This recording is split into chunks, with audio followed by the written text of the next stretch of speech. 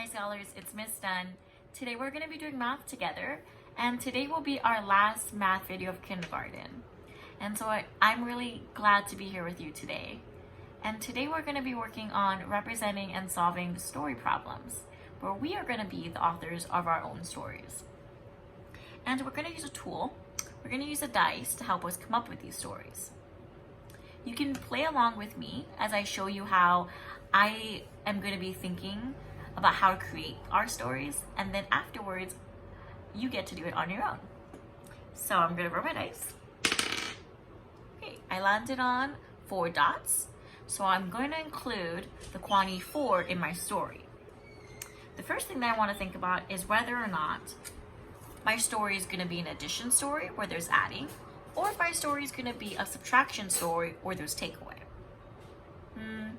I think for my first story, I'm going to start with an addition story. Great. So now that I decided that, I have to decide where the quantity 4 is going to go in my story. Am I going to have the quantity 4 in the beginning of my story? Is it going to be in the middle where I'm adding 4 to my original quantity or comparing it to my original quantity? Or am I going to have 4 as my sum or my whole? I think for the first story, I'm going to have 4 as my original quantity. So I'm going to write the numeral 4 here, just as a reminder that I'm starting my story with something that's 4. Now I have to decide, what am I solving for once I come up with my story? Am I solving for a quantity that's been joined with my 4 or compared with my 4? Or am I solving for my sum or my whole? And I think that I'm going to solve for my whole. So I'm going to put a question mark there, because once I tell my story, that's what I'm going to be solving for. So now I have to figure out my other quantity in my story. I'm just going to pick another number. Let's say I'm going to pick 5. Great. So now I've decided what kind of story I'm writing, where my quantity was going to be in my story, what I'm solving for, and then the other number and the other quantity that's going to be in my story. And now I need to decide what my story is going to be about.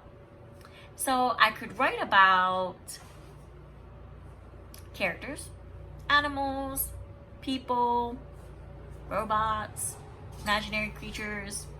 I could write about items like toys or games or food. I think I'm going to write about popsicles, mainly because I really want a popsicle right now.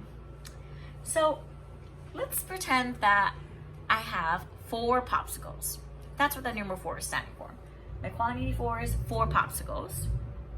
And I know that it's an addition story, so I'm adding 5 or I'm comparing 5. This is because I'm going to be doing an action, and I'm going to be joining 5 more. So let's say that Mr. O'Connor gave me 5 more popsicles.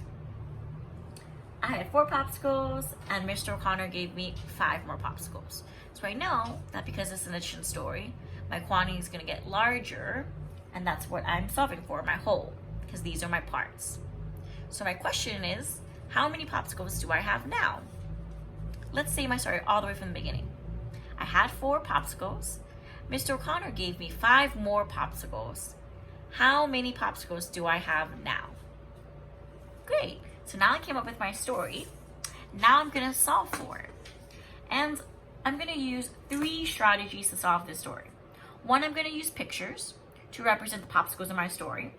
Then I'm going to use a number bond to represent my parts and my whole. And last, I'm going to complete my number sentence or equation.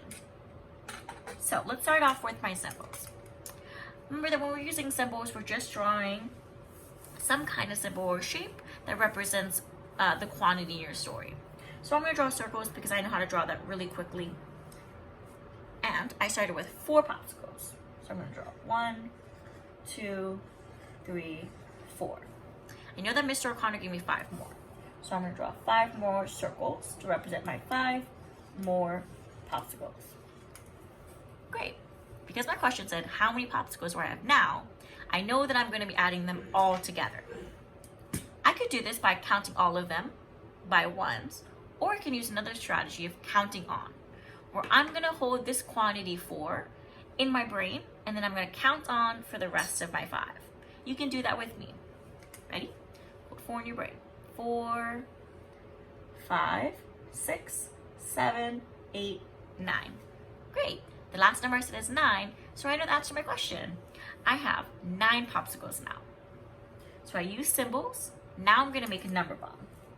We know the number bond has a circle, 2 lines coming out of it. That means that's the whole. And then 2 circles for the parts. We now know that I have 9 popsicles. That's my whole. And the parts are 4 popsicles that I started with. So I can write that numeral there. And the 5 popsicles that Mr. O'Connor gave me. I can write that 5 right there. Great. So I showed it in symbols and my number bond. And last, we are going to complete our number sentence or equation. You can write it with me.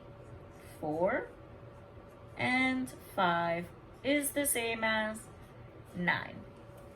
I can also read it a different way too. I can say 4 plus 5 equals 9. Great. Thanks for doing it with me, scholars. Now let's do it again.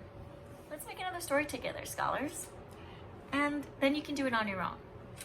Since we already made an addition story, let's make a subtraction story together. I'm going to take my dice and we're going to roll it to find out what quantity we're going to include in it. Okay. So I have 6 dots. We're going to include 6 as the quantity in our story. We have to decide where we're going to include that quantity of 6. Is it going to be in our whole or our original quantity? Is it going to be where 6 is going to be taken away from our whole? Or is it going to be another part, the difference? I think I'm going to include 6 the quantity that gets taken away from our whole. So I'm going to write 6 here because that is where our quantity is going to be in our story. So the next thing I have to figure out is which part are we solving for in the story? Are we solving for the whole and the quantity that we're starting with? Or are we solving for the difference in one of the parts? I think that we should solve for the difference and one of the parts. So I'm going to put a question mark there, is which is the part that we're solving for. So now I have to decide the next quantity or numeral in our story. Because I know that 6 is going to be taken away from this number, I know that this number has to be greater than 6. Because if I wrote, let's say, 3, I know that 3 take away 6 is going to be a negative number. So I have to make sure that it's greater or bigger than 6. So let's say I include 12. Great. So now that I have all of the numerals and quantities in my story, I have to figure out what my story is all about. Last time we wrote about items. How about this time we write about characters? Let's write about kids.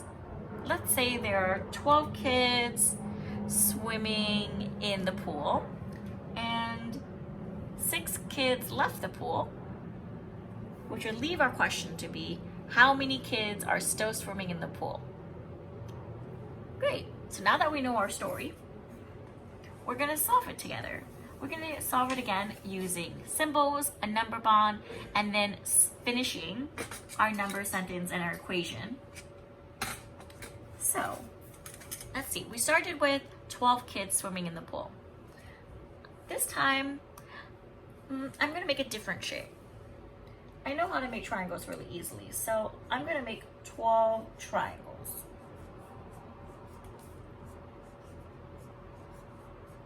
8, 9, 10. I tried to make it in the groups of 5 so it's easier for me to keep track. 5 and 5 is 10, and because 12 is 10 and 2, I'm adding 2 more ones. Okay, so there's 12 kids swimming in the pool. The next part of my story says that 6 of the kids left the pool. We know that subtraction that means take away. So I'm going to be taking away 6, and I'm going to cross them out to keep track. You can count with me if you want. 1, 2, 3, 4, 5, 6. Great. And now, because the last question says, how many kids were still swimming in the pool? I have to count the remainder to figure out how many kids are swimming, because each triangle represents a kid in the pool. You can count with me if you want. 1, 2, 3, 4, 5, 6. Great, so now I know that there's 6 kids left in the pool. So now that we did symbols, now we're gonna do a number bond. Remember, the number bond has a whole and has 2 parts. We know what the whole is in the story, how many kids started, how many kids were swimming in the pool. We know that's 12. We know that one of the quantities is 6 because that was the dice that we rolled. And because 6 of the kids left the pool, that was how many was taken away. I'm going to cross out 6 in my number bond. And how many were left in the pool is 6. Great. So the last thing we're going to do is we're going to complete our number sentence or equation. 12 take away 6 is the same as 6. And we can read it in a different way too. 12 minus 6 equals. So now it's your turn, scholars. You get to be the authors of your own math stories, and you get to solve them using any of the math strategies we learned this year. You could use one of these or all of them if you want to.